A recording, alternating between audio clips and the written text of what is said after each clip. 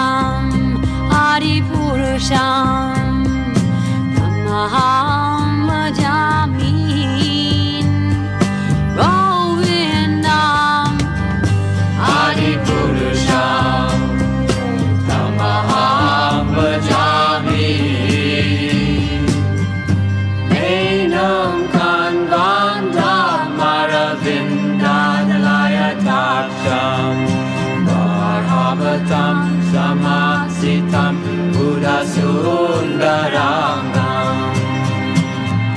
Kandat Ako Ikamaniya Vishesha Shobha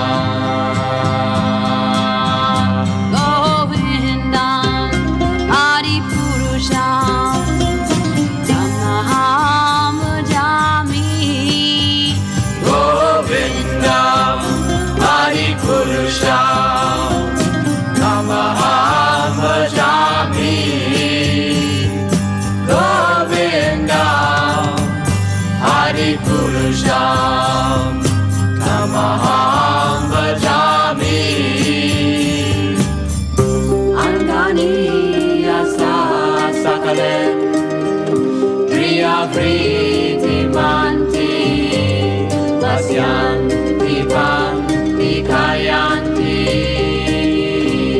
Jiram naganti Ananda Chinmaya sadhu Jala vigrahasya Govindam Adi Purusham Amaham Bhajami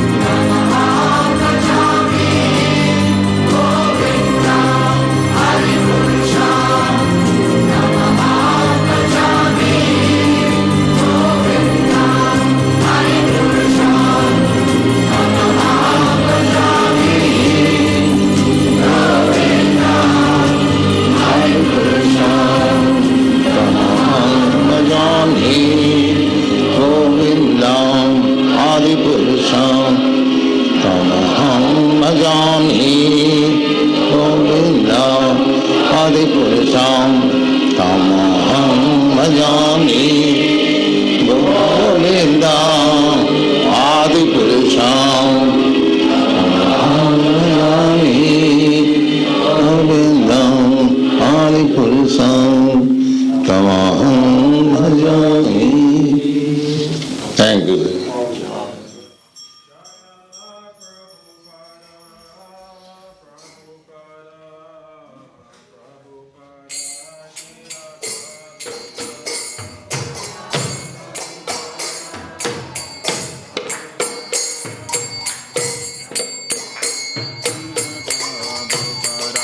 Jaya Jaya Prabhupada, Prabhupada, Jaya Jaya Prabhupada.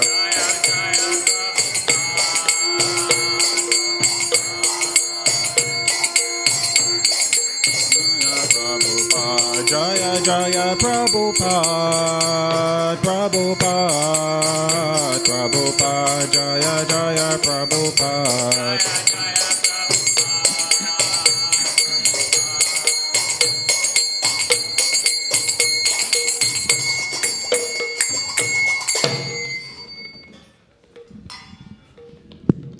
Shri Guru Charana Padma Kevala Bhakti Sadma. Shri Guru Charana Padma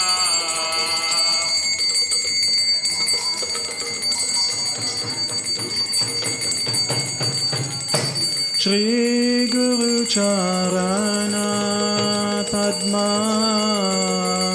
Kevala Bhakti Sadma. Shri Guru Charana Padma Kevala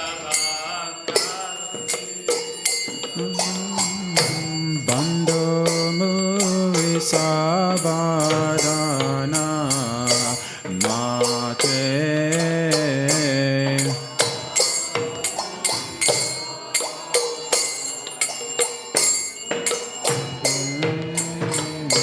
Bando Muri Savadana Mate.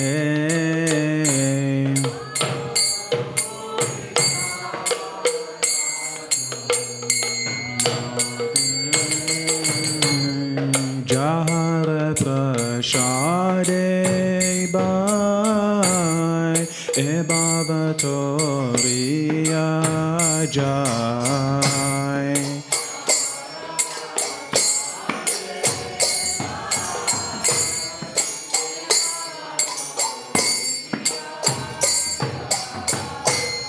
Jahara Prashade Bai Ebhavatoriya Jai.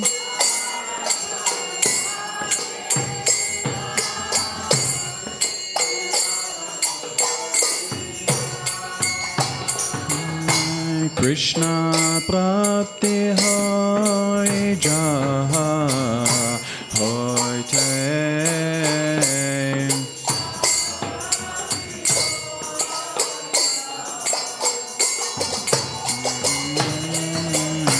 Krishna Prapti Hoy Jaha Hoy Te.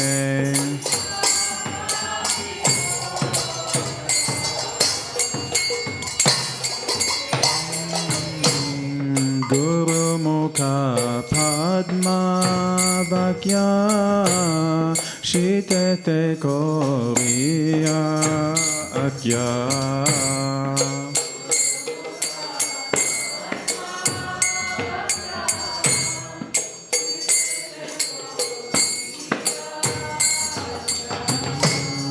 Guru Mukha Padma Vakya Shitete Koriya Akya.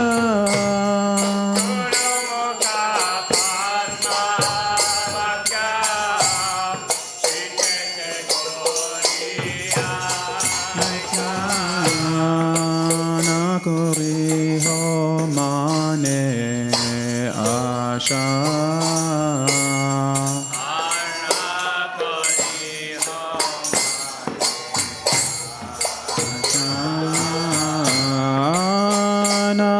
Nakuriho Mane Asha.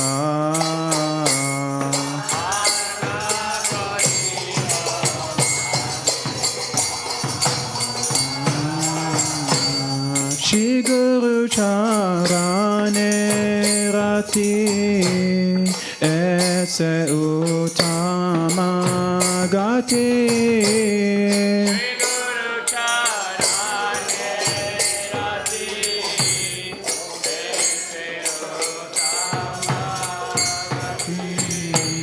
Shri Guru Charane Rati Ese Uttama Gati Shri Guru Charane Rati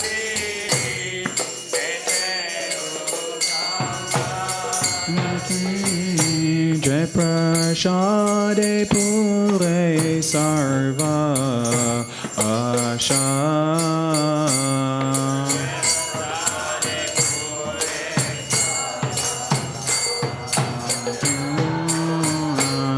Jai Prashade Pure Sarva Asha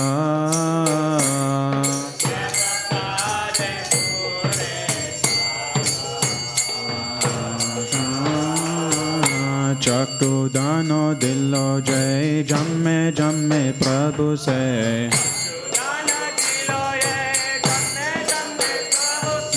Chakudano Dillo Jai Jamme Jamme Prabhu Se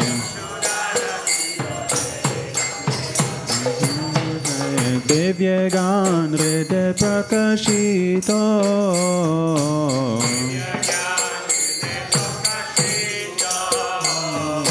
Divyegan Ride Prakashito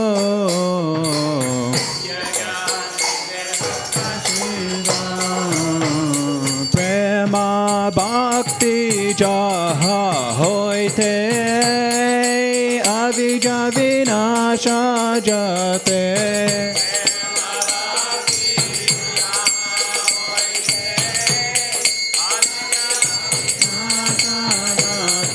Prema Bhakti Jaha Hoite Avija Vinasha Jate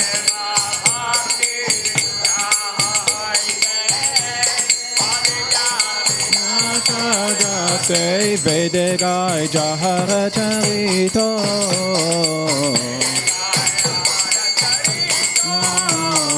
Vedegai Jahara Charito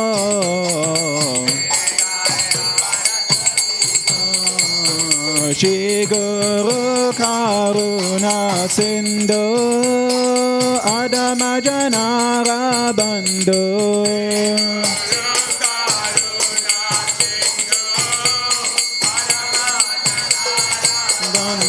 Shri Guru Karuna Sindhu Adama Janara Bandhu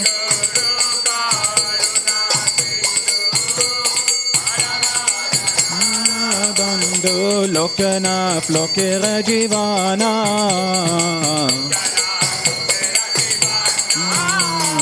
Prabhupada Lokera Jivana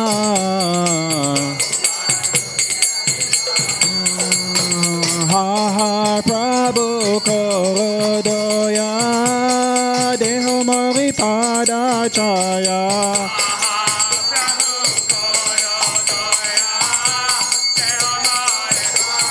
Chaya Ha ha Prabhu Korodoya Deho Mari Pada Chaya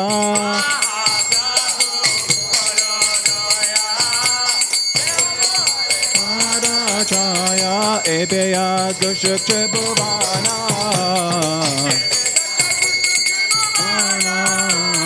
Srila Prabhupada Patita Pavana Jaya Prabhupada Prabhupada Prabhupada Srila Prabhupada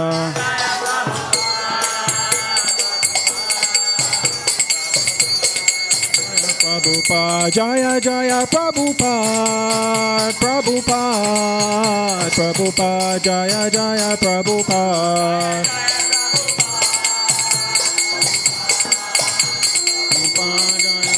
Prabhupada, Jaya Jaya Prabhupada, Prabhupada, Prabhupada, Jaya Jaya Prabhupada.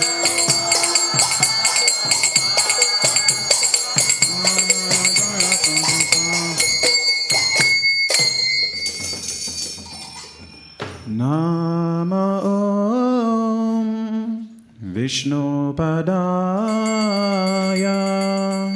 Krishna Prasthaya Bhutale Srimate Bhakti Vedanta Swami Niti Namine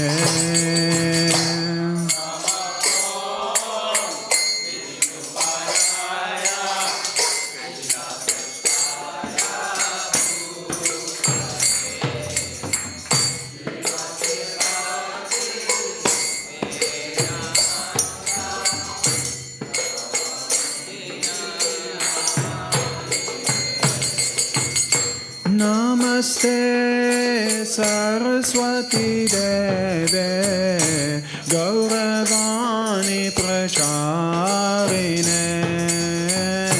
Nirvishesha Shunyavadi Paschachadeshatarine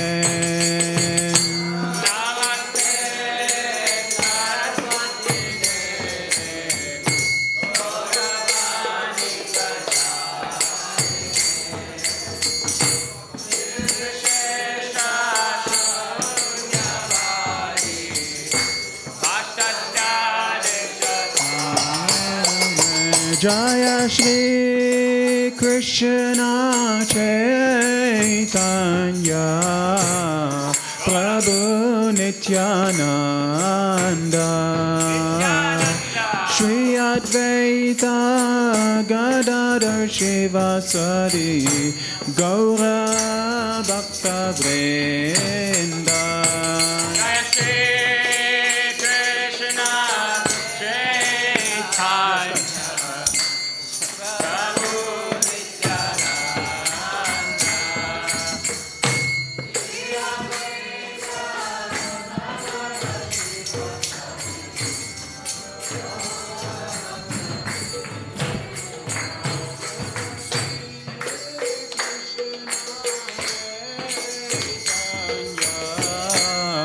Prabhu Nityananda Shri Advaita Gadadhar Shivasari Gaura Bhaktivinoda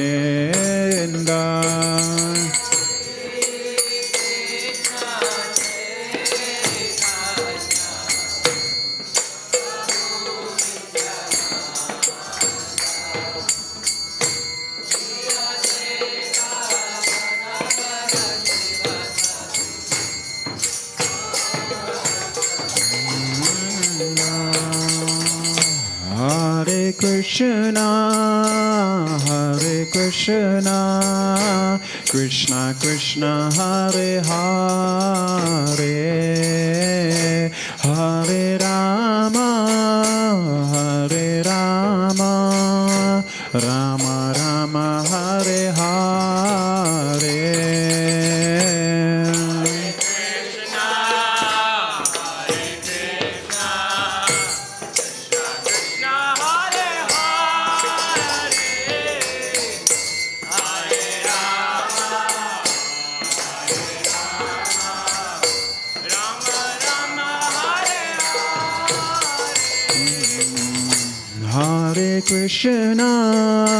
Hare Krishna, Krishna Krishna, Hare Hare, Hare Rama, Rama Rama, Hare Hare.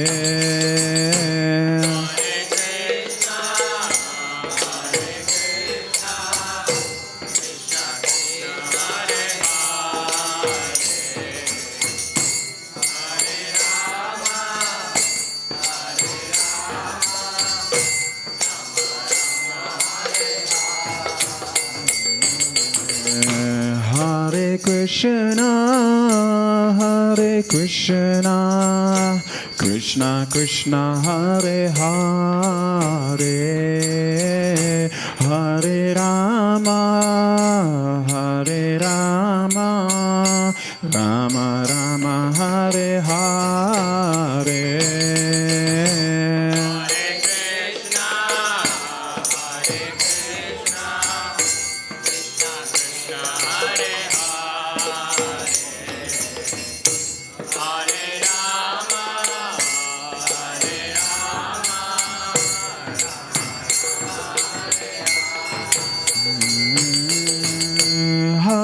Krishna, Hare Krishna, Krishna Krishna, Hare Hare, Hare Rama, Hare Rama, Rama Rama, Hare Hare.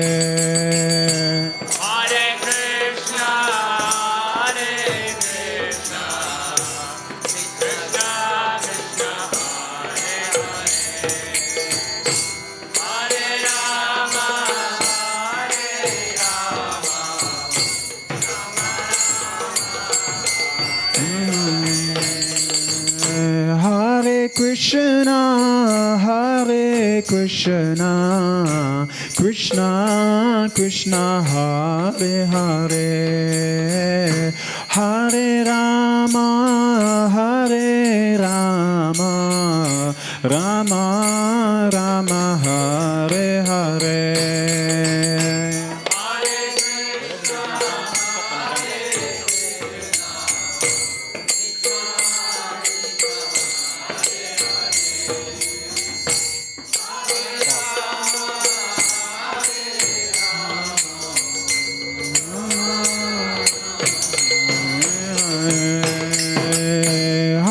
Krishna, Hare Krishna, Krishna Krishna, Hare Hare, Hare Rama, Hare Rama, Rama Rama, Hare Hare.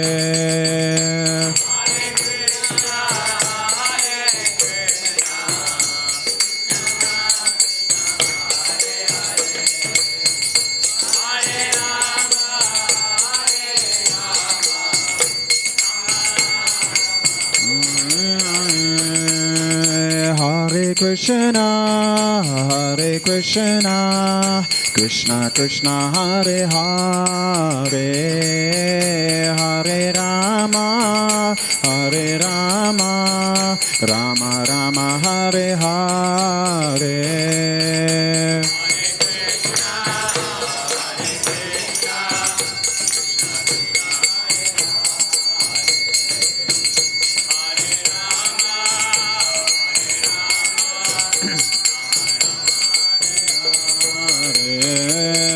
Hare Krishna, Hare Krishna, Krishna Krishna, Hare Hare, Hare Rama, Hare Rama, Rama Rama, Hare Hare. Hare Krishna, Hare Krishna, Krishna Krishna, Hare Hare, Hare Rama, Hare Rama, Rama Rama, Hare Hare. Hare Krishna, Hare Krishna, Krishna Krishna, Hare Hare, Hare Rama, Hare Rama, Rama Rama, Hare Hare.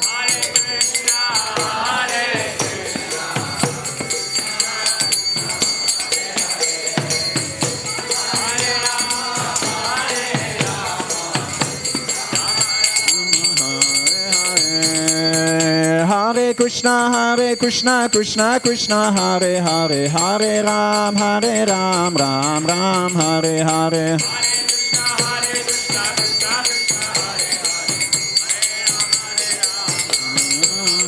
Hare Hare Krishna, Hare Krishna, Krishna Krishna, Hare Hare, Hare Ram, Hare Ram, Ram Ram, Hare Hare.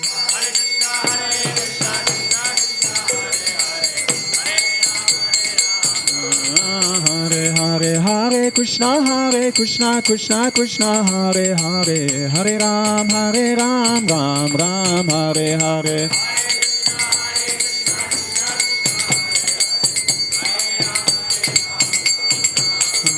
Hare Hare Krishna, Hare Krishna, Krishna Krishna, Hare Hare, Hare Ram, Ram Ram, Hare Hare.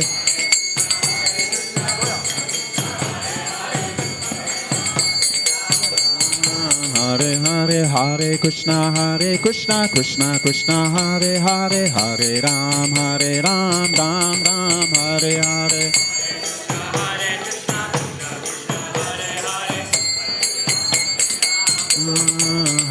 Hare Hare Krishna Krishna Krishna Hare Hare Hare Ram Ram Ram Hare Hare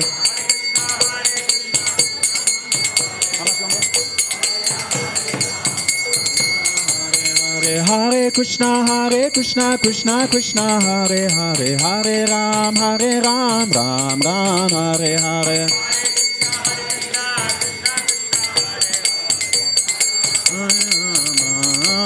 Hare Hare Krishna Krishna Krishna Hare Hare Hare Rama Rama Hare Hare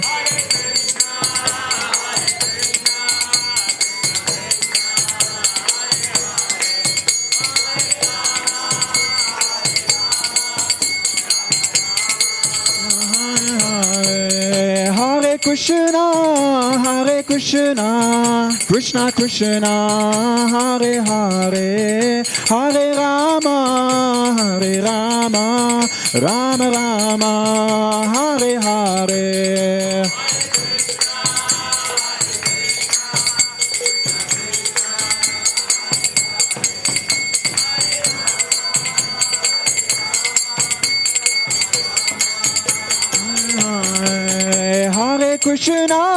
Hare Krishna Krishna Krishna Hare Hare Hare Rama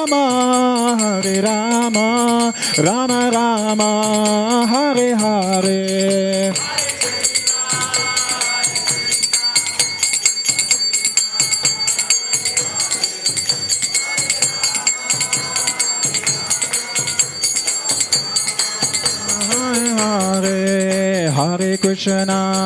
Hare Krishna Krishna Krishna Hare Hare Hare Rama Rama Hare Hare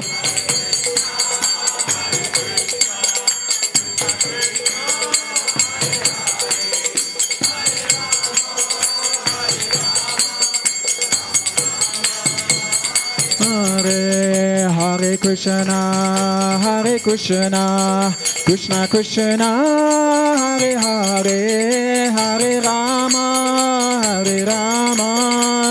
Rama Hare Hare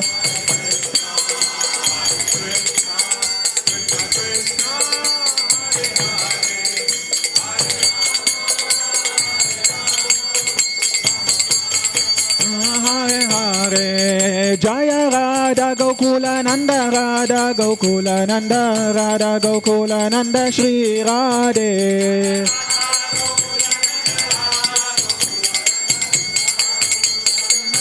Radhe Jaya Sita Ram Lakshman Hanuman Sita Ram Lakshman Hanuman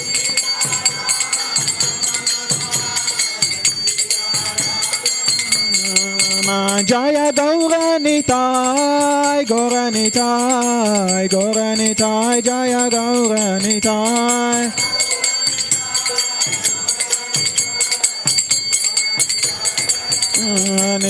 Jaya Jaya Prabhupada Jaya Jaya Prabhupada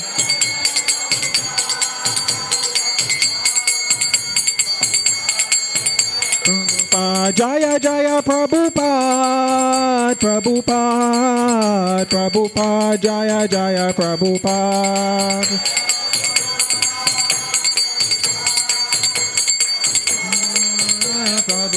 Nitta Gora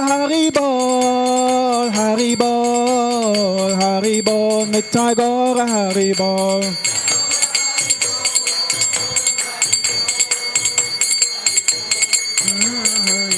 Nitta Gora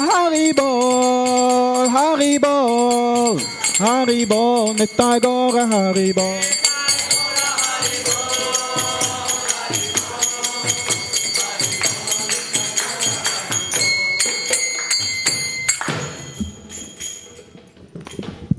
Jai Om Vishnupad Paramaham Sat Parvajagat Charya Astur Sri Srimad His Divine Grace A.C. Bhaktivedanta Swami Srila Prabhupada Ki Anantakoti Vaishnavrinda Ki Iskon Samstapka Charya Srila Prabhupada Ki Namacharya Srila Haridas Thakur Ki Premsikahu Shri Krishna Chaitanya Prabhu Nityananda Shri Advaita Gadadhar Srivas Hari Gaur Bhaktivedanta Ki Shri Shri Radha Krishna Gopa Gopinath Shyamakunda Radha Kund Giri Govardhan Ki Shri Vrindavanam Ki Shri Mayapur Navadvip Dham Ki Shri Jagannath Puri Dham Ki Shri Ayodhya Dham Ki Ganga Mai Ki Jamuna Mai Ki Tulsi Devi Ki Jai Bhakti Devi Ki Jai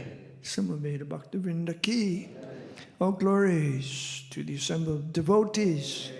All glories to the assembled devotees. All glories to the assembled devotees. Gaura Premanandi Hari Hari Bo.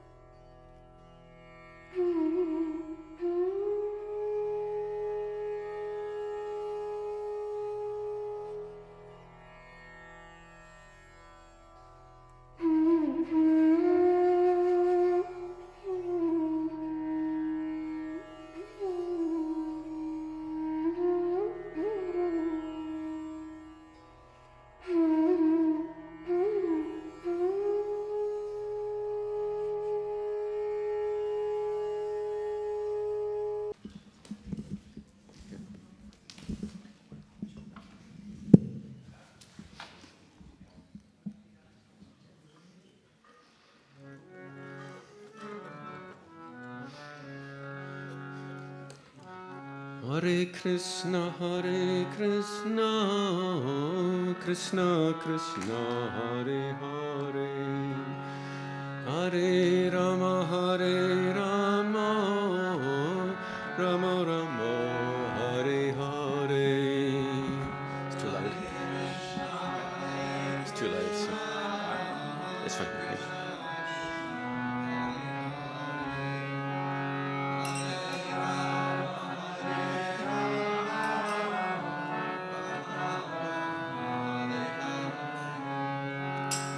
Hare Krishna, Krishna Krishna, Hare Hare, Hare Rama, Rama Rama, Hare Hare.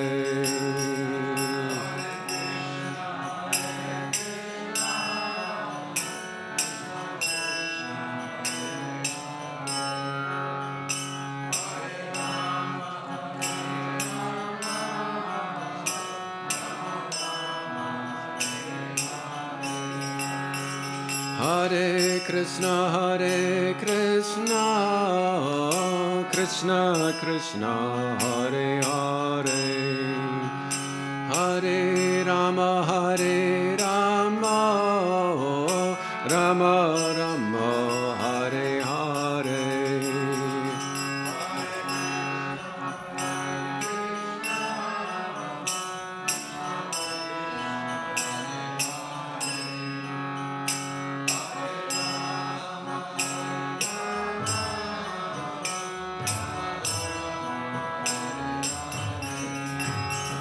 Hare Krishna, Krishna Krishna, Hare Hare, Hare Rama, Rama Rama, Hare Hare.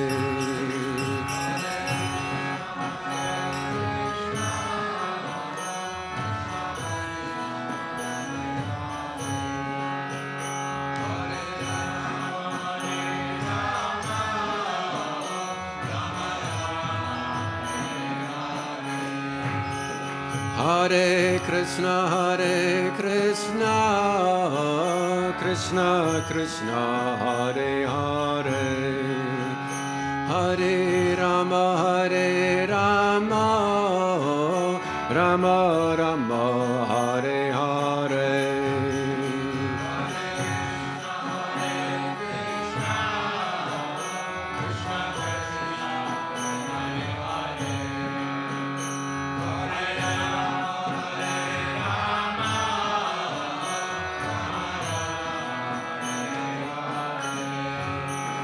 Hare Krishna, Krishna Krishna, Hare Hare, Hare Rama, Rama Rama, Hare Hare.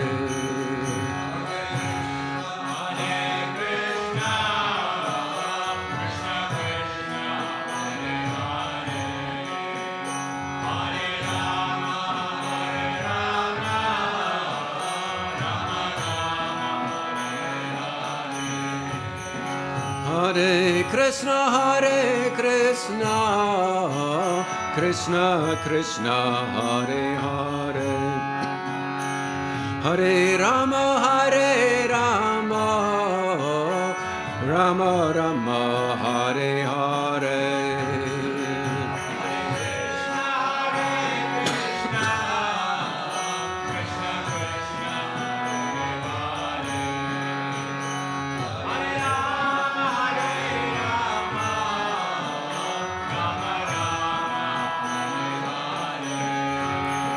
Hare Krishna, Krishna Krishna, Hare Hare, Hare Rama,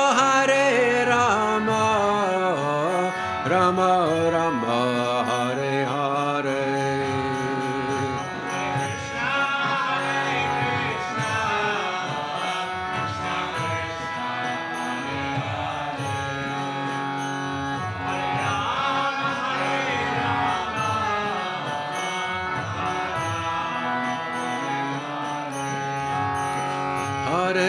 Krishna, Hare Krishna, Krishna Krishna, Hare Hare, Hare Rama, Hare Rama, Rama Rama, Hare Hare. Hare Krishna, Hare Krishna, Krishna Krishna, Hare Rama, Hare Rama, Rama Rama, Hare Krishna, Hare Krishna, Krishna Krishna, Hare Hare, Hare Rama, Hare Rama, Rama Rama, Hare Hare. Hare Krishna, Hare Krishna, Krishna Krishna, Hare Hare,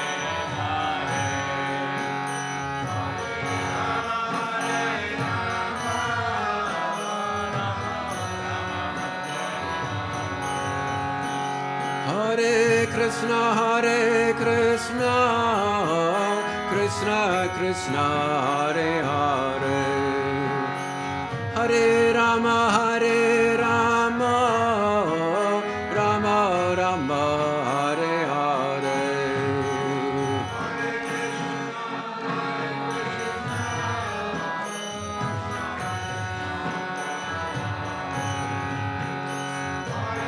Rama Hare Rama, Rama Rama, Hare Hare. Hare Krishna, Hare Krishna, Krishna Krishna, Hare Hare, Hare Rama, Hare Rama, Rama Rama, Hare Hare. Hare Krishna, Hare Krishna, Krishna Krishna, Hare Hare, Hare Rama, Hare Rama, Rama Rama, Hare Hare. Hare Krishna, Hare Krishna, Krishna Krishna, Hare Hare, Hare Rama, Hare Rama, Rama Rama, Hare Hare. Hare Krishna,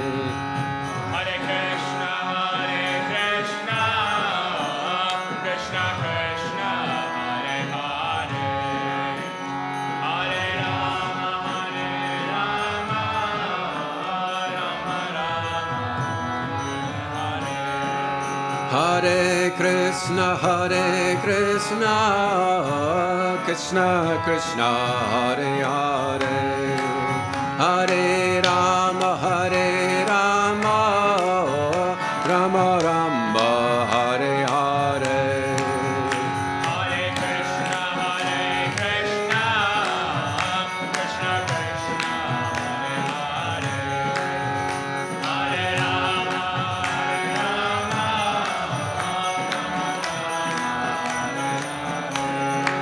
Hare Krishna, Hare Krishna, Krishna Krishna, Hare Hare, Hare Rama, Hare Rama, Rama Rama, Hare Hare.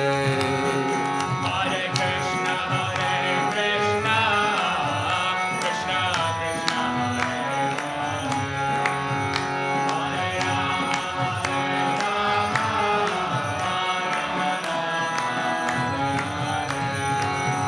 Hare Krishna, Hare Krishna, Krishna Krishna, Hare Hare, Hare Rama, Hare Rama, Rama Rama, Hare Hare.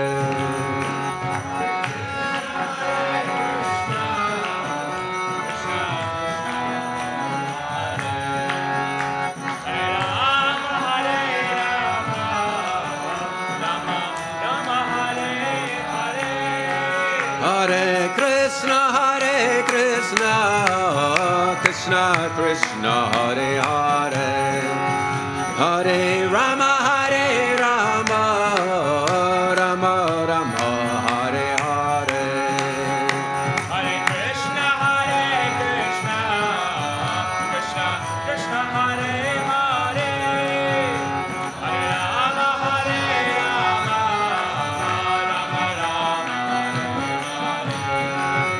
Hare Krishna, Krishna Krishna, Hare Hare, Hare Rama,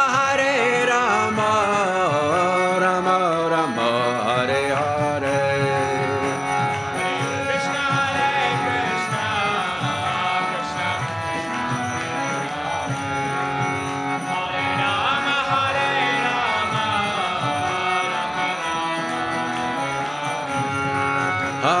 Krishna Hare Krishna, Krishna Krishna Hare Rama, Hare Rama, Rama Rama. Hare Krishna, Krishna Krishna, Hare Hare, Hare Rama, Rama Rama, Hare Hare.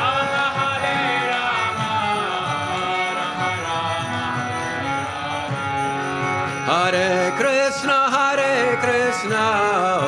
Krishna Krishna Hare Hare, Hare Rama, Rama Rama, Hare Krishna,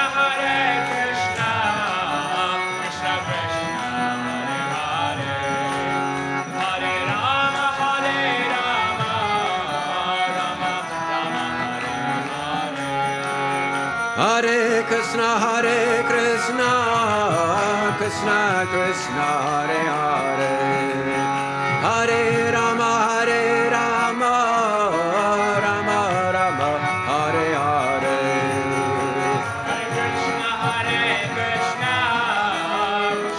Hare Krishna, Krishna Krishna, Hare Hare, Hare Rama, Rama Rama, Hare Hare. Hare Krishna, Krishna Krishna Hare Hare, Hare Rama, Rama Rama, Hare Hare. Hare Krishna, Krishna Krishna, Hare Hare, Hare Rama, Rama Rama, Hare Hare.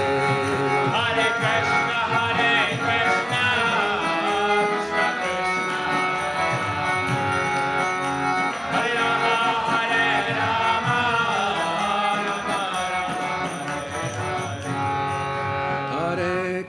Rama Hare Krishna, Krishna Krishna, Hare Hare, Hare Rama, Rama Rama, Hare Hare. Hare Krishna, Krishna Krishna Hare Hare, Hare Rama, Rama Rama, Hare Hare.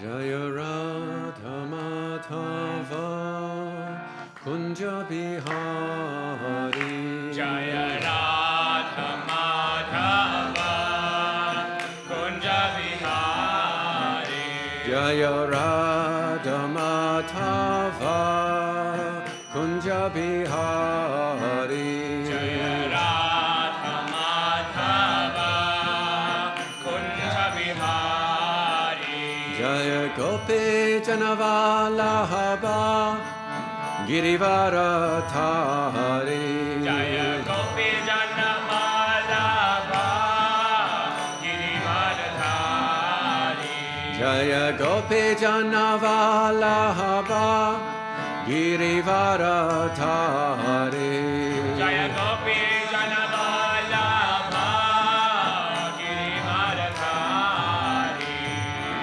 Yashodanandana Braja Janaranjana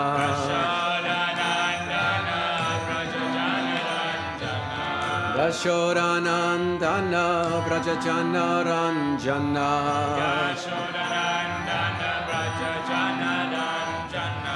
Yamuna Tiravanachari Yamuna Tiravanachari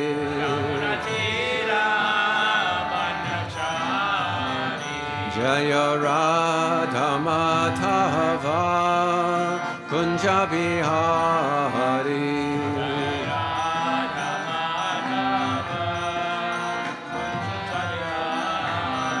Jaya Radha Madhava Kunja Bihari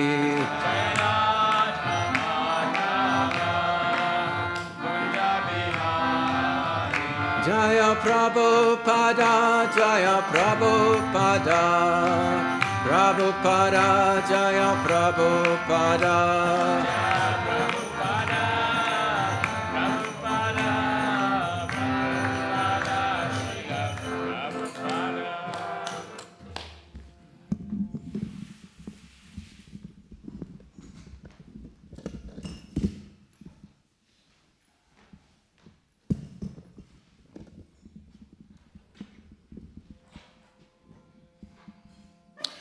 Om Namo Bhagavate Vasudevaya.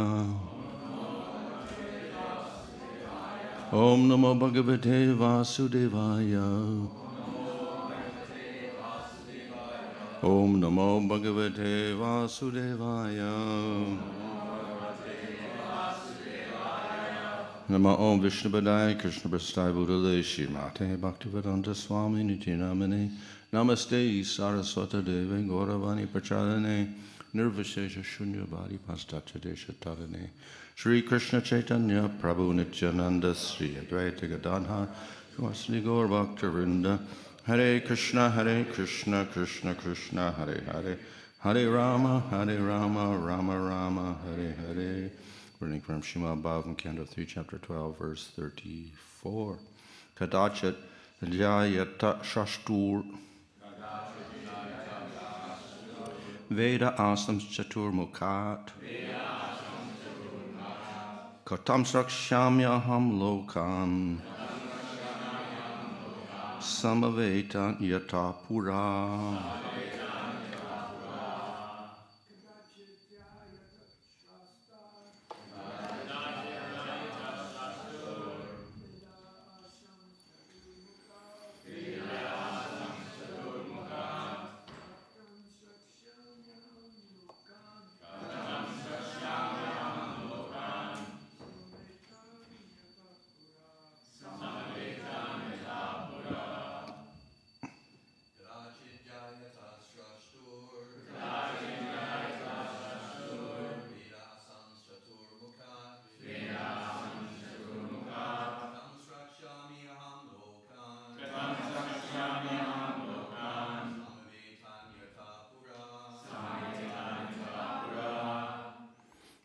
Yes.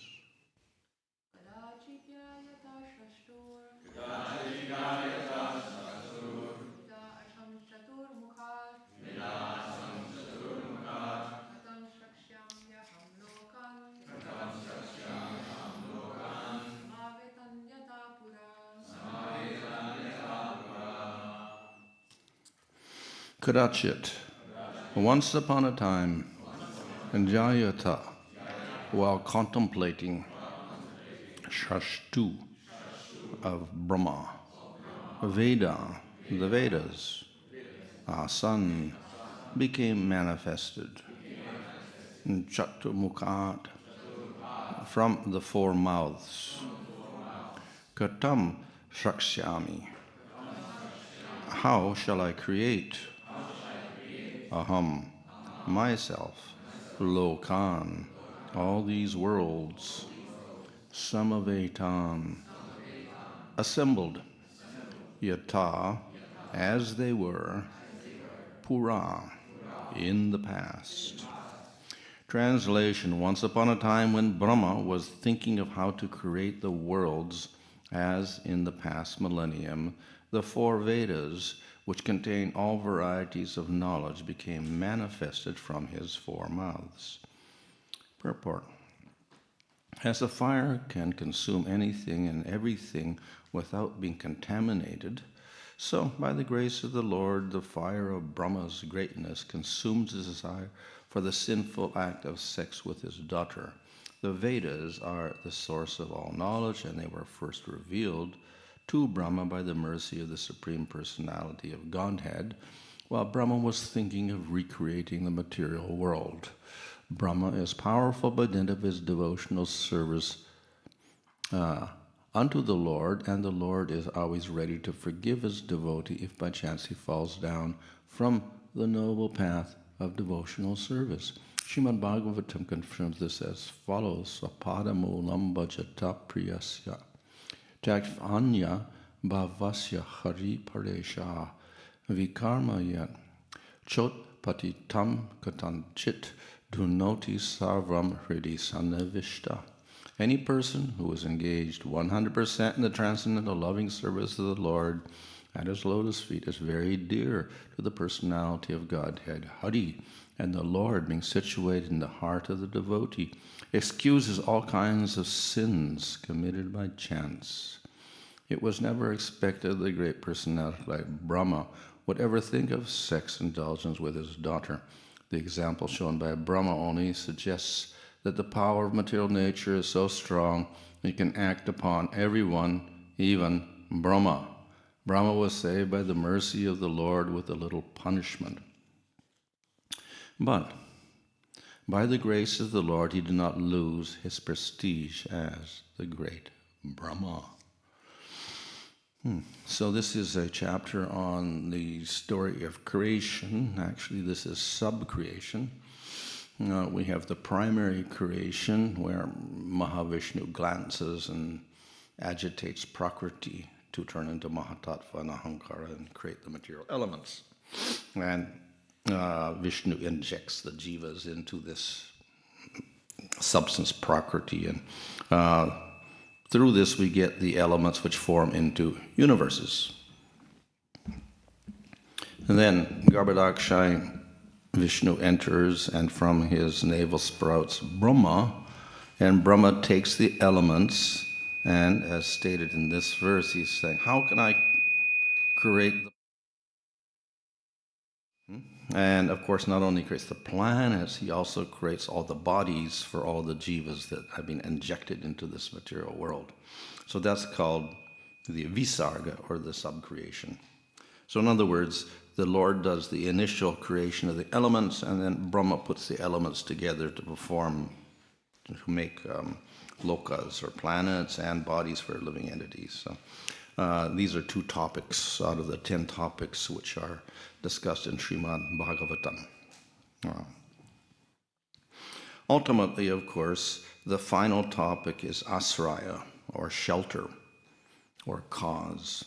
And that cause is, according to Bhagavatam, Swayam Bhagavan Krishna. So he's the final cause. And this is the main topic of Bhagavatam discussed in the 10th canto. And all other topics ultimately must relate to that asraya, Krishna.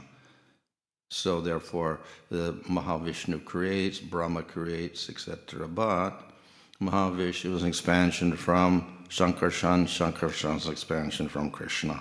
So ultimately, everything goes back to Krishna. He is the cause of all causes. So all of these descriptions we see here of creation and subcreation, etc., are there because just to indicate the ultimate cause of all causes. Of course, the cause of all causes, though he creates the material world, etc., is actually separate from the creation of the material world. And that's why Krishna acts through expansions. He doesn't personally come with his flute and his blue color and his golden dhoti or whatever and then start making worlds, etc. He doesn't do anything personally. Of course, even Vishnu doesn't do things personally. Mahavishnu glances. He doesn't touch Prakriti at all. But anyway, Krishna is far away from that, and even the Vishnu forms in the spiritual world are completely separate from the material creation. So they take place by the personal intervention of the Lord, but at the same time the Lord is completely separate in the spiritual world. So that is why we have these different expansions taking place, to show that the creation itself, though from our point of view it is quite grand and fantastic, still it is nothing in comparison to the spiritual world. And it's got nothing to do with the spiritual world ultimately, because he's involved in pastimes with his devotees in the spiritual world, and it's fully blissful. So he's got nothing to do with the material world in one sense. But at the same time, because he is all compassionate and all knowledgeable, he does involve himself in this world. So he does this through his expansions, like Mahavishnu, Garbhodakshaya Vishnu, Kshirodakshaya Vishnu. And in this way, he monitors everything in the material world through expansion. So that's how everything takes place. So we will sometimes wonder why we have so many cantos involved in these technical aspects of elements and creation and subcreation and species of life, etc. So, yeah, it is a little bit off the subject, because ultimately we're interested in Krishna and his pastimes in the spiritual world, but we get to deal with all these other topics for 9 cantos. Yeah, some of which are very technical. And of course they're dealing with material things like material bodies, material planets, and material elements. So then, what's this got to do with spiritual life? We're trying to get out of here. So one answer, of course, is that for people in the material world, they often wonder, well, how is this material world created? How is my body created? So we have to give an answer to that. So this is probably a more immediate question for most people. First we say, well, I'm an Atma, I'm not the body. And then there's a Supreme Lord who's the Supreme Atma and the Supreme Spiritual Entity. And we can give descriptions of him as we do in Bhagavatam. But still, people are wondering in the material world, well, how did I get here? And how is this world created? And how is the Lord related to my material body? So then to answer those questions, we have all of these discussions. And we'll see that such a question is prominent among all people. And they ask about creation. And even scientists are asking about creation. How did this world come about? How do animals come about? And they have their answers like evolution and Big Bang and whatever. So we get all sorts of questions like this from not only people involved in religion and philosophy, but also people involved in science. They're asking this question: where did everything come from? How did this world get here? How are things created? So, of course, in answer to that, then, we do have these descriptions of material world and how it takes place. On a more philosophical level, the question arises, how does matter relate to a Supreme Lord who is not matter, who is spiritual? And how can they relate at all? Because they're completely different. And why does he create matter at all? Because it's completely unconscious and low and full of ignorance, etc. So how does the Lord create such an inferior thing as the material world with the material bodies full of ignorance? So that's another question, which is all religions also have to deal with. How does God relate to the material world if he's all perfect and the world is so imperfect? So why is there evil in the world? We have a material world made out of matter, and then we have human beings, and they're killing each other and cheating each other and whatever, and animals are killing each other, whatever. How does God create such a violent world? So these are questions that have to be answered by any philosophy or any religion that talks about God, who's an all-perfect being. So we have to have answers to those questions, and various philosophies and religions try to answer, but maybe not so satisfactorily. And because of that, people also lose faith. So these questions are there, and of course Bhagavatam also answers all of this. And we see how the Lord is involved in creation, but indirectly through his expansions, of Mahavishnu, Garbhodaksha Vishnu, Kshirodaksha Vishnu, and also even they do not touch anything in the material world. Mahavishnu glances. Garbhodaksha Vishnu enters, but he's kind of lying down there sleeping on the Garbhodak ocean. And then out of his navel everything comes, so he's still a little bit distant from it. And then we have Kshirodaksha Vishnu on the milk ocean, and he enters into each jiva in the material world, but still, he's untouched. So Paramatma in the heart is there, but he's not contaminated. We have Paramatma and all the devatas and all the human beings and all the demons and all the animals and all the plants, but still completely untouched. So the Lord, by his inconceivable energy, can expand himself into the material world with his form intact and not be contaminated by anything, even for the most low, wicked, living entities, whatever they are. He's still in there, within them, but he's not contaminated at all. So therefore the Lord can penetrate everything and not be contaminated, which means that he is not like anything in the material world. If I make a pot out of clay, and then my hands get dirty. So I get a little contaminated by working with the clay. And if I make the pot and it develops a crack, then I get blamed for the crack in the pot. So we have this material world with all of its ignorance and tamagun and whatever, and then it has all sorts of faults in it, we see. And then Lord gets blamed for that. But the answer is that, no, this is not the Lord's doing. This is the doing of the jivas. All the imperfections we see in the material world are caused by the jivas, particularly the human being. With their great intelligence, the human beings disturb the workings of material nature. And that's where we start getting problems. All the violence and all the disturbances and all the weather and whatever we get, all the problems in nature taking place because of the human beings. So, how is that possible? Because, and then we have this explanation that Lord is perfect, jivas are also conscious, but not perfect.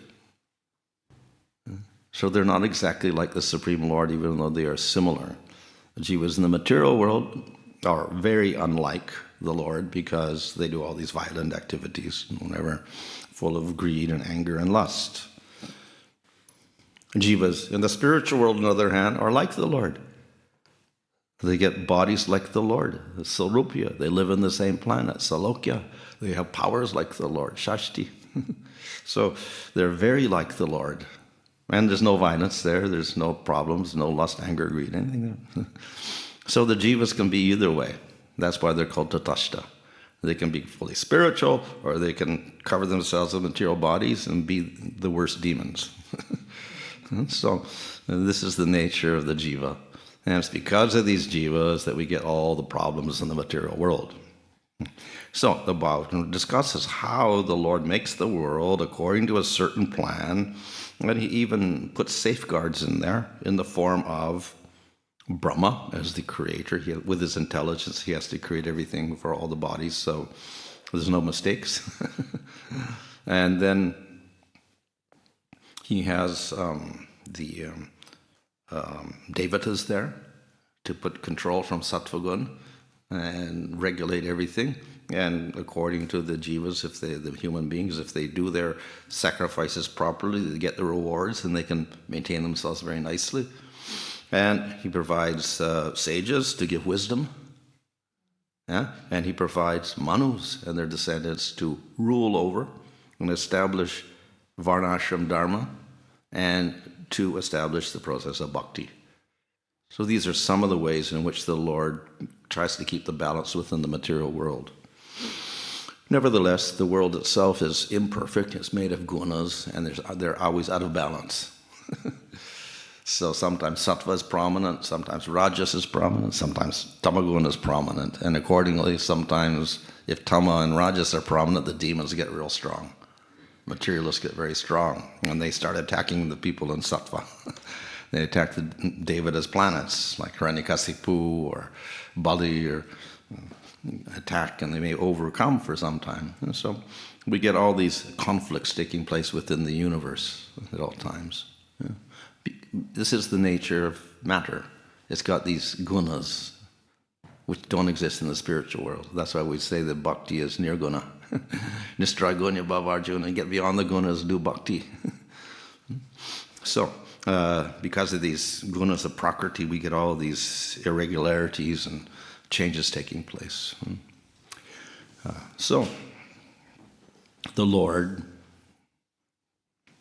put some controls there. Not only with the sages and the devatas and the manus, the Lord also comes personally.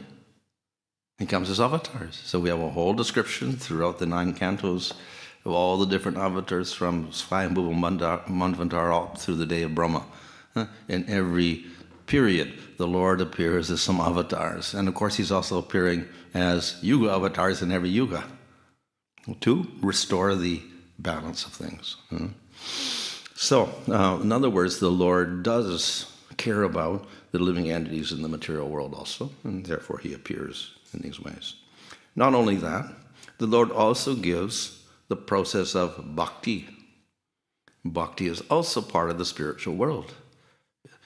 Krishna has his internal energy as antaranga shakti or chit shakti, swarup shakti in the spiritual world.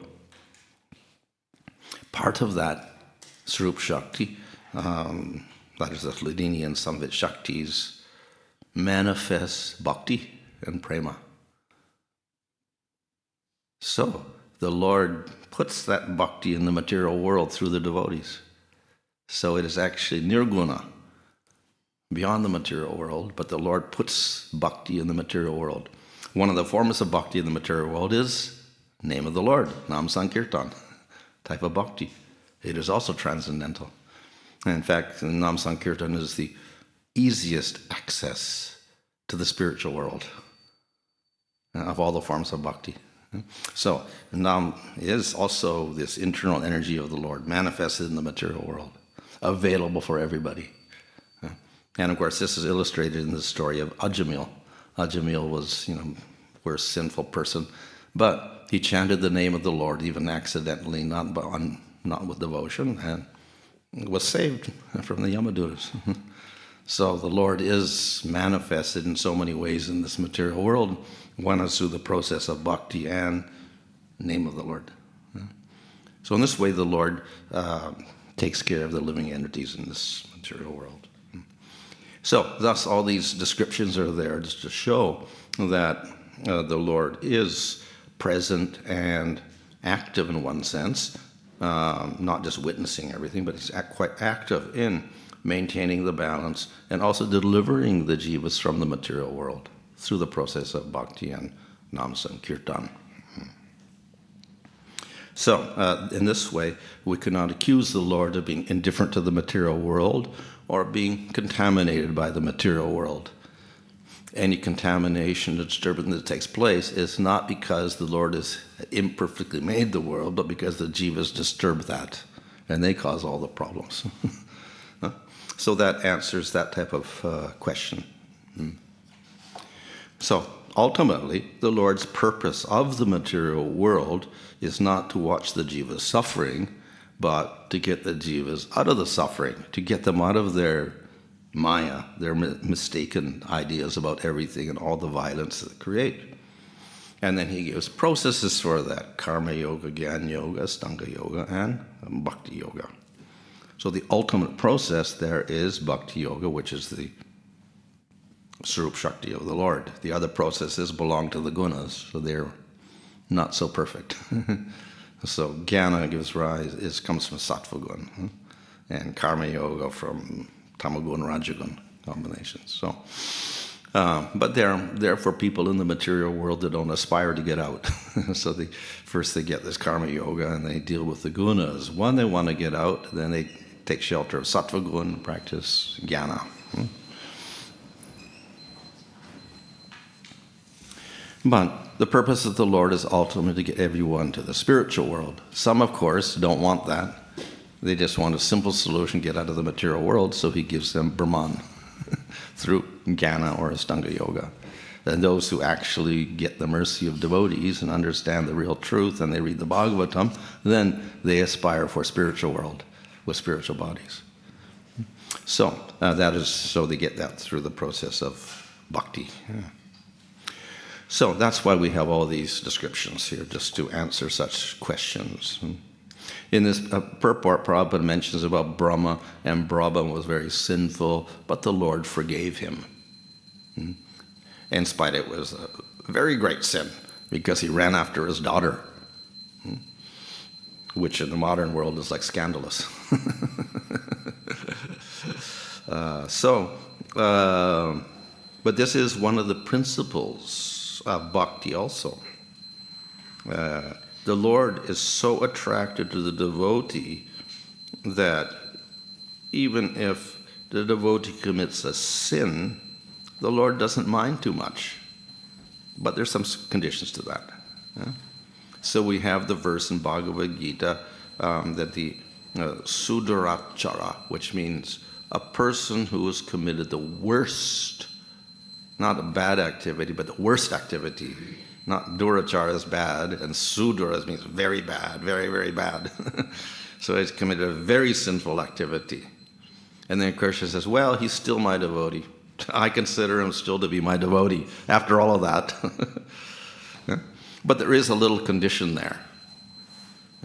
It's not that the devotee is continually doing worse sinful activities and then doing a little bhakti and coming back and doing some more sinful activities. So that's why Prabhupada says it's like accidental, or by chance he commits the sin. So it's not that he's intentionally doing it and then doing bhakti to cover it up or cancel the influence. If that happens, it's one of the offenses to the name, committing sinful activities in the strength of chanting the holy name or doing bhakti. So then it becomes worse. It doesn't cancel out your sin at all. That makes it worse. And it doesn't get the forgiveness of the Lord also. In that sense, the Lord rejects the person. So, but if the devotee happens to commit a sinful activity, even a very sinful activity, and of course, after he does it, he regrets it and stops, and continues his bhakti, his devotional service, under that condition, then the Lord forgives. So, in other words, sin is there, and sin is basically violence against other living entities. And from that we get all sorts of suffering and bad karma. And definitely it's disturbing for the living entity, and therefore we get all these bad reactions, so we don't do it again. And we know the devotee is not supposed to be violent and indulge in these sinful activities. He's compassionate to all living entities. He doesn't want to see anybody suffer.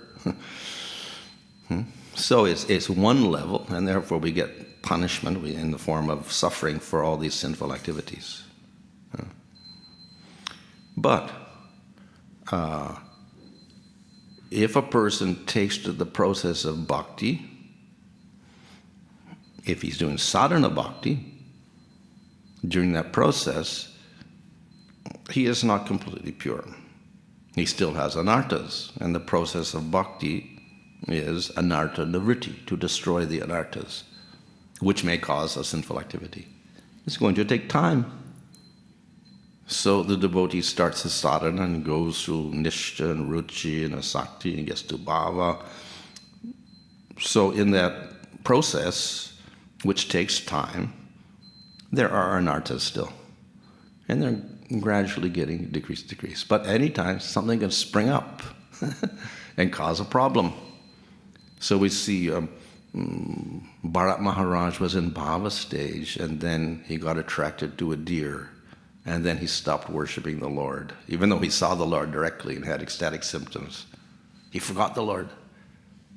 And he worshipped the deer instead, and then he became a deer because he remembered the deer at death. So he fell from his position.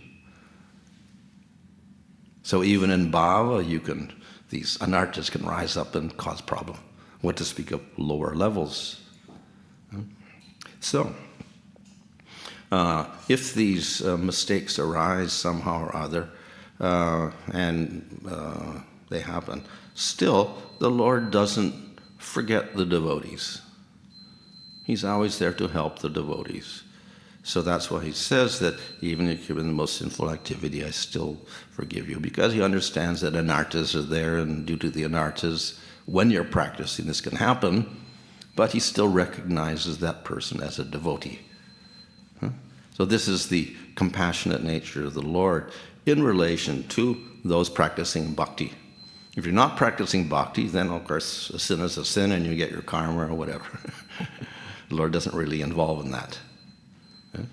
But we see that the process of bhakti itself destroys all sinful reactions. It also destroys the propensity to commit sinful actions. But nevertheless, we're going through this process of purification, so along the way we can commit sins, and then the Lord also forgives that. So this is the nature of the Lord. What he does not forgive is offense. So he forgives sins, but not offense.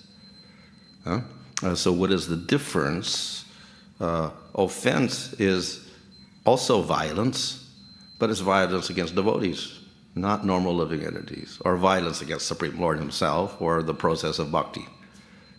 So if the violence is against ordinary living entities or anything in the material world, fine, that's a sin, and Lord is willing to forgive if you do it once or whatever, and you don't exploit the process for doing more. But if you do intentionally, you have hostility and show your hostility towards the Lord and the devotee and the process of bhakti and the chanting of the holy name, then that's offense, and the Lord does not forgive that.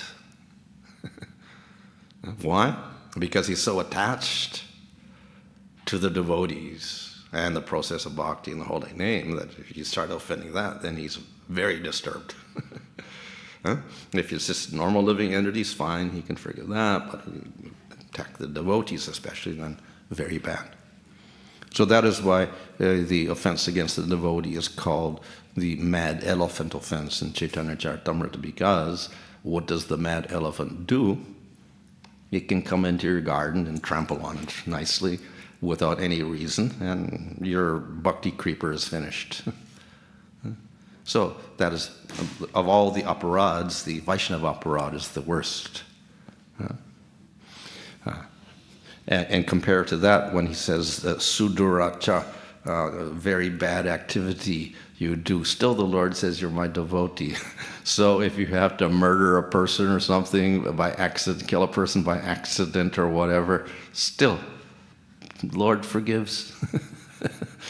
But if you do something against a devotee, no, he doesn't forgive. So that's how this principle works. Yes, for normal sinful activities, the Lord doesn't consider it too much. And rather, he puts emphasis upon the bhakti that you're doing. But when you commit aparad, especially aparad against devotees, actually you're attacking the devotee, you're attacking bhakti, you're attacking the Supreme Lord. So it defeats the whole process of bhakti itself. So how can the Lord be merciful to you when you're destroying bhakti? So, therefore, very bad effects for that. So, in this case, Brahma was forgiven, even he was running after his daughter and whatever. So, of course, Prabhupada points out here that Brahma was a great devotee. It wasn't he was just, some neophyte or whatever. He's a great, exalted devotee also, but as I said, Bharat was in bhava stage, and this Maya can arise there. So it arose in Brahma. So this shows that for anyone in the material world, they have to be very careful, even if they're devotees, because anartha can arise somehow or other, unless you're in the highest position. So this happens to Brahma, so it's a nice warning for us to try to avoid these, taking risks, and thus committing sinful activity. But, of course, more serious than that, of course, is the aparadhs. So that's why every morning we recite the 10 aparadhs. So you just put it in our head. We don't have the aparadhs like killing people and whatever, but we do have the aparadhs, don't offend the devotees. Because it's more serious thing. It destroys your bhakti. So by sinful activity, you get karma. So you can get suffering in the next life, get a bad birth, become an animal or a plant or whatever. So that's one type of degradation. By committing aparadh, particularly the Vaishnava aparadh, you destroy bhakti. So that's even worse for the devotee. He doesn't care about the pains of hell, but does care about bhakti getting destroyed. So for the devotee, then the aparadh is much more serious. And for Krishna also, the aparadh is serious. So we have to be careful of that. I think I'm supposed to end now. Yeah, it's 8:30. Any question? Yeah.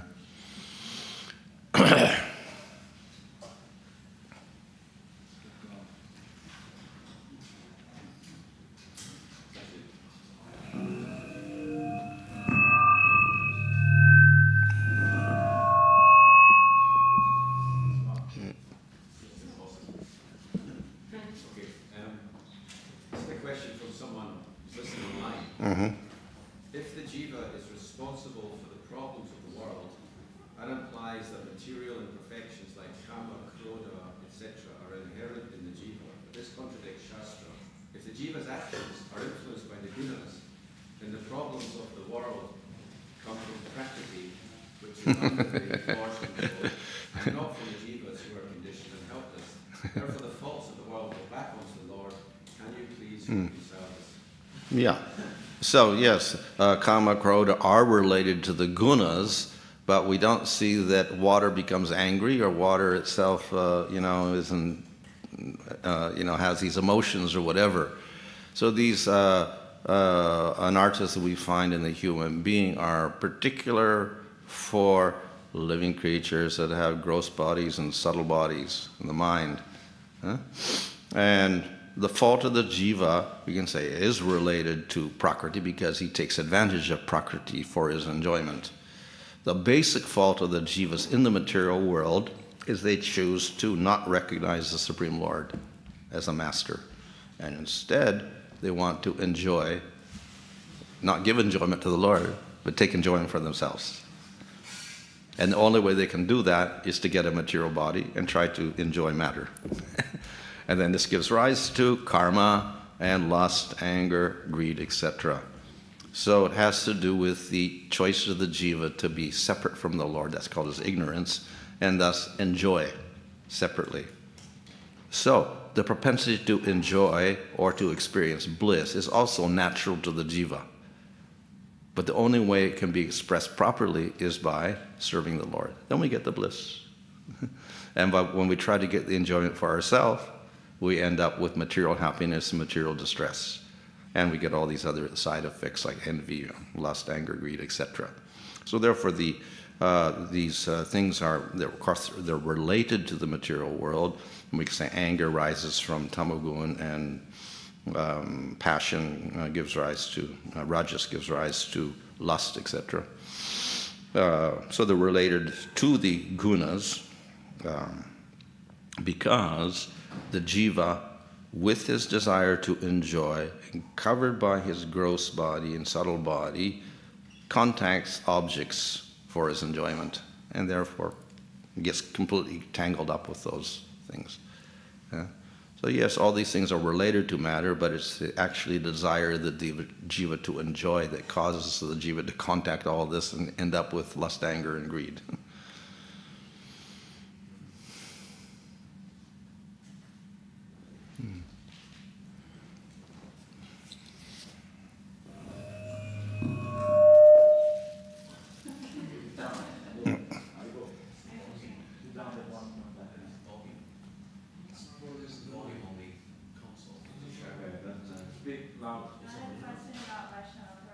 Yes. You could explain a little bit, what's the definition of a Vaishnava aparadh? Is it just anything that makes a Vaishnava upset? Yeah. So, if the Vaishnava gets upset with another devotee, then we have offended that devotee. That's kind of the general principle. Of course, we know that some devotees get upset very easily and for the wrong reasons, even if they're on a lower level.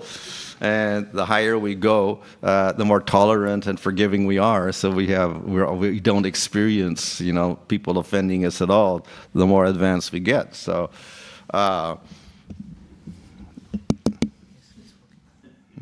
In all cases, we do have to be careful. The main idea here is in ourself that we don't have bad intentions to harass or cause problem for the devotee. Yeah? So by accident, you do something, and some devotee may, because they're sensitive, they get upset by that or whatever. So, it causes a little problem, but not much. But when we intentionally don't like a devotee and then we do something to harass them or whatever, then that's an intentional aparad. And of course, if they are exalted, then they won't get upset by that either. But then our intention is bad. So even if they don't get upset by it, still, we're with our intention, we are somehow attacking them or criticizing them or obstructing them. Then we have to suffer that effect. So those effects are more serious, whether the other person is upset or not. Thank you, Maharaj, for this answer. But my next question would be, many devotees are very insensitive. It's too low. Insensitive to aparads? They just don't care about the person will. Or they don't care about committing aparads? Which one? Well, the devotee by nature should tolerate, in Bhagavad Gita, even second chapter, it says, hot and cold, etc., tolerate everything. And in the Bhagavatam it says the devotee in joy or in suffering, whether he's criticized or praised, he's indifferent to everything. So in that sense, there should be some indifference to material world and things like that. On the other hand, the devotee is not supposed to tolerate aparad against other devotees. So for material things, we're kind of indifferent. But to the devotional process and things like that, then we have to be very careful about that. Hare Krishna. Hare Krishna Maharaj. Could you say a little bit about, you say Krishna doesn't forgive offenses or aparads. And so maybe you could say a little bit about the difference between the devotee committing an offense, an aparad, and someone who is outside the process, who is in total ignorance of what's going on, committing a violence or offense against devotees. So one thing about the Lord not forgiving, the process of let's say rectifying the offense, if it is, you intentionally do something to a devotee, is you have to go and apologize. I feel repentance, obviously, and then you have to apologize to the person, and he may or may not accept the apology. In any case, if you don't follow that process, when you recognize the aparad, then the aparad stays there and doesn't go away. So Krishna doesn't forgive in that sense. But then Krishna is willing to forgive the aparad if you actually go to the devotee and make amends and apologize, etc. So that's one thing. In the case of devotees committing aparads or materialists committing aparads, obviously the materialists or the demons committing aparads is much more serious because they're very hostile. Now the devotees in general, if they're at least, Madhyama devotees who are somewhat serious, they're not intentionally trying to harass other devotees, we hope not anyway, with such intensity as, someone in the material world, they really hate devotees or whatever. So they don't have such intensity, so therefore not so serious. But we do have to be careful that the devotees don't hold any animosity towards other devotees, which is unjust or whatever. No. If a devotee does some bad activities and then we have to criticize or, point out the fault, okay, that's another thing. But to unjustly, without any let's say, a good cause to start criticizing devotees, or we make up faults or whatever. That's where the problem comes. So by doing that, we're actually going back like the materialists, and we're feeding our material propensities that way of lust, anger, greed, envy, partition, all these things. We're feeding that by the criticism. So it's kind of becomes similar to the demoniac mentality or whatever. So we have to be careful of that in our devotional service.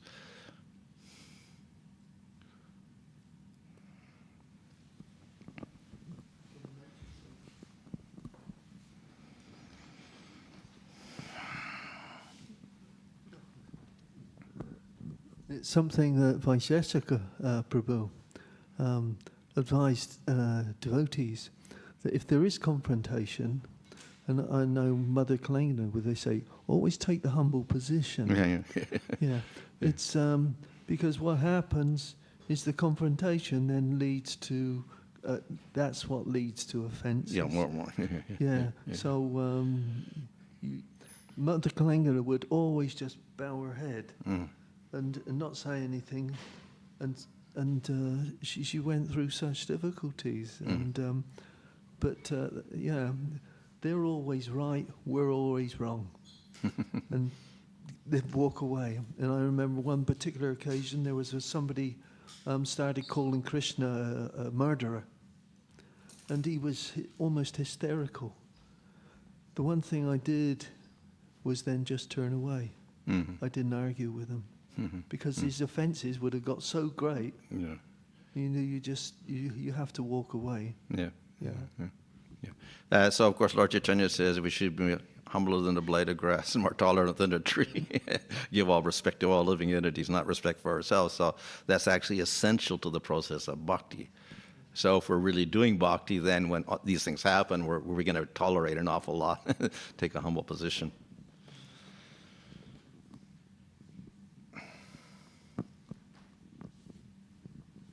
You were speaking about how the devotee shouldn't tolerate criticism of another devotee, but also in the Chaitanya Bhagavat it said that if two devotees are fighting and if you take the side of one, then you're destroyed. So I was wondering, how do we manage this situation? Yeah, we should not encourage more, taking sides this way and that way. Okay, I guess we can end here. Okay, Hare Krishna.